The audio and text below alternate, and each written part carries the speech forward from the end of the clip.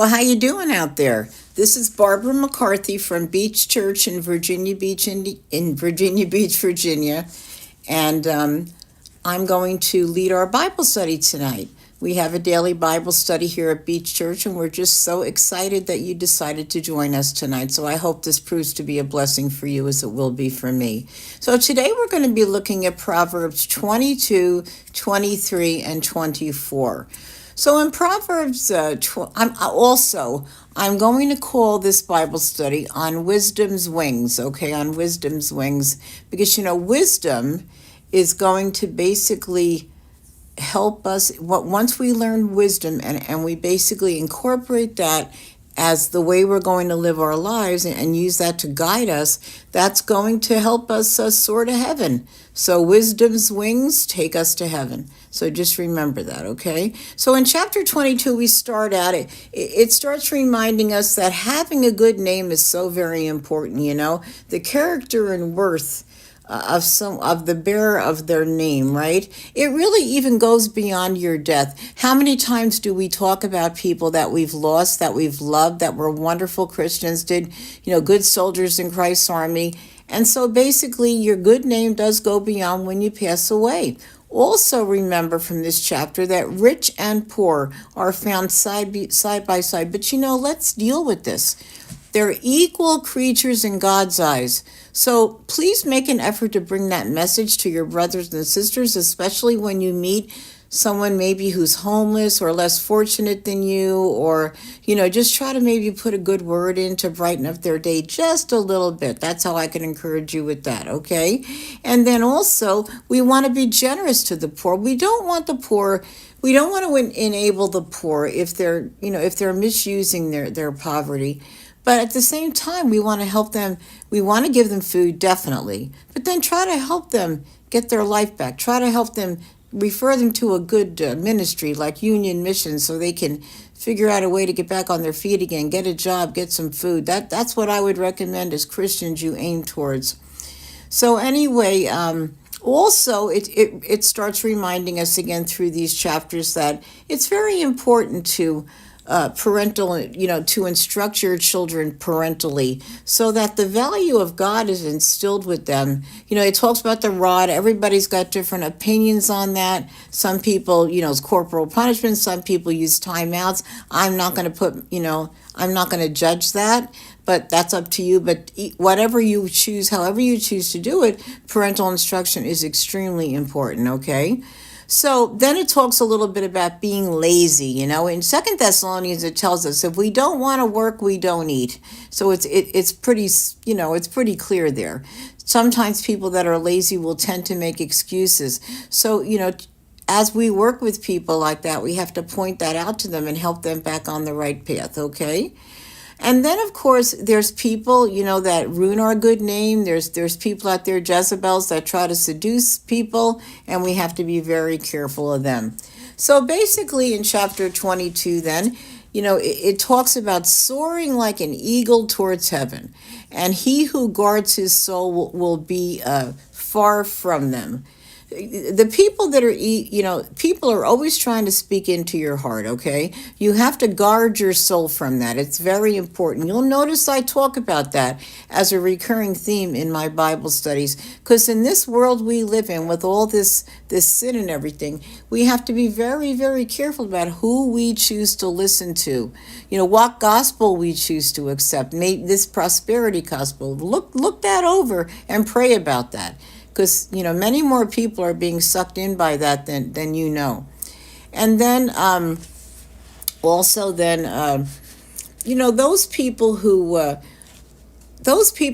the discipline of wisdom in their lives, they avoid life's dangers, don't they? If you're a wise person, you're going to avoid impulsivity. You're going to avoid putting yourself into dangerous situations. So the discipline of wisdom helps us make good decisions, safe decisions in our lives, okay? And then basically, train a child, just to summarize on the children's stuff, train a child in the way they should go. When they're old enough, they won't depart from it. Now, some of us that have had unfortunate situations where children did sway away, or go away from what we've taught them. Or maybe we didn't teach them anything and they've moved towards God. But either way, I can tell you that I swear, I went away from God for a long time in my life. But in the back of my head, because of what I had been taught, I knew that I was sinning in my life. So then I did come back. But I'm still glad that I had that basic training that I was recalling from that helped bring me back, okay? Okay, so let's move to chapter 23 now. And in chapter 23, we're going to be talking in verse 7. We might as well start there. For as he thinks in his heart, so he is. And that's what I just got done saying. For as he thinks in his heart, so he is. So that's what I was talking about being careful who you let come into your heart, okay? So basically, this chapter talks a lot about what are true riches. What are real true riches, okay? Well, it tells us to not eat of the bread of the stingy man, to not desire his delicacies. Well, if he doesn't want to share with you, he might have all these fancy things to eat, and you just might have a bunch of porridge. Just don't worry about it. As long as you've got food to nourish you, don't worry about these stingy people. Be pleasant about it if they're stingy with you, and maybe they'll learn for the next time. Just don't crave what they have, and be willing to change your approach to get what they have. And then also, selfish people are always worrying about what food costs, okay? But, it doesn't really matter what food costs, does it? Right now, well, it does matter. I don't mean it that way, but it's the reality is what I mean. So how can we help our brothers and sisters in this crisis? So I can encourage you to tell you that there are excellent lists on the internet of every food bank in this town. I went and got it a few weeks ago. And this way, you can either start one at your church, or you can see all the churches that already have, and maybe people can carpool to bring the people in need to the food bank so they can get food.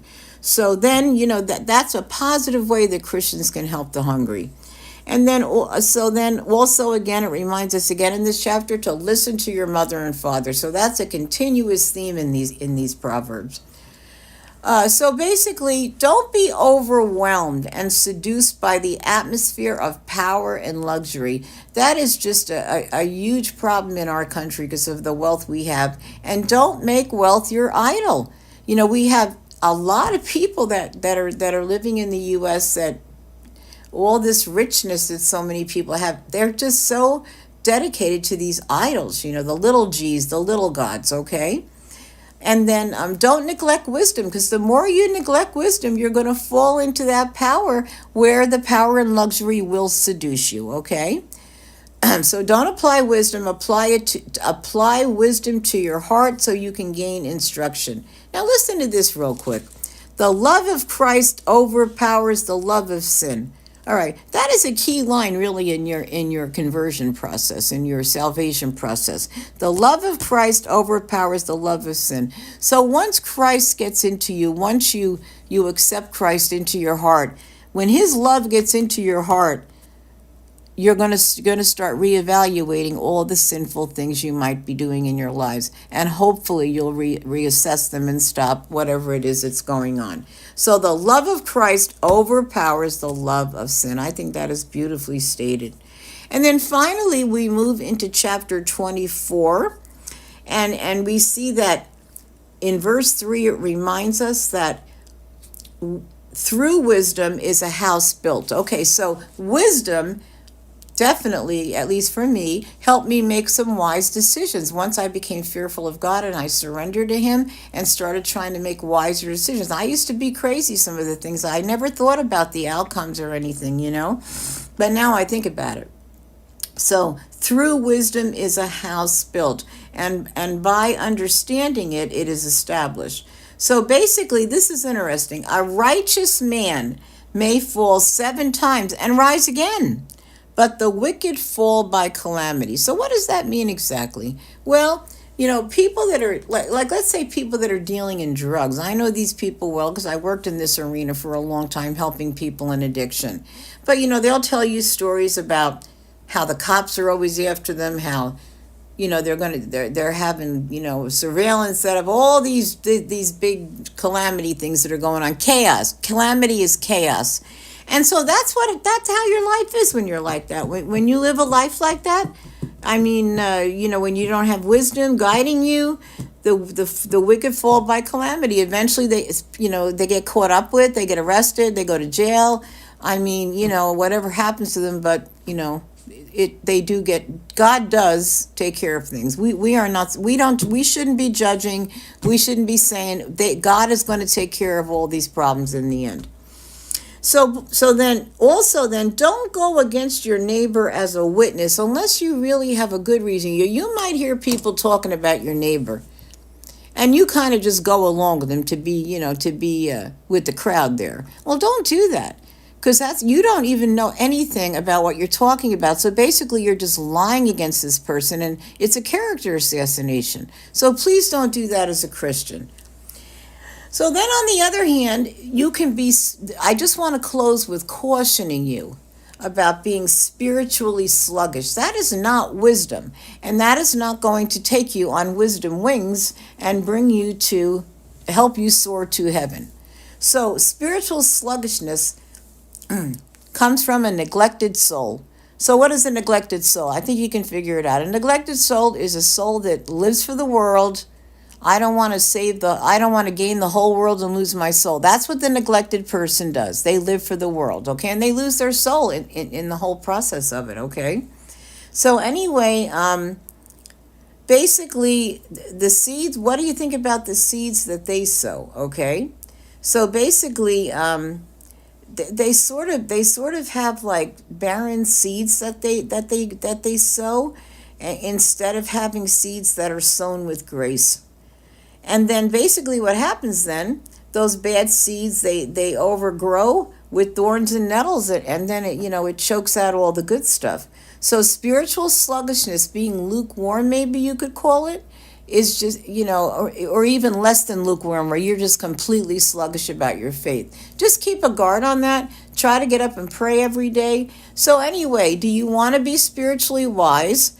So get on wisdom's wings and soar to heaven. That's what I'm going to leave you with today. And I hope you're all enjoying your summer. I know it's been hot out there.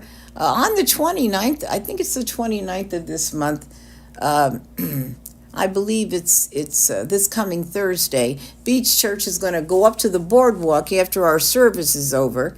And we're going to visit families up there, pray with anybody that needs prayer.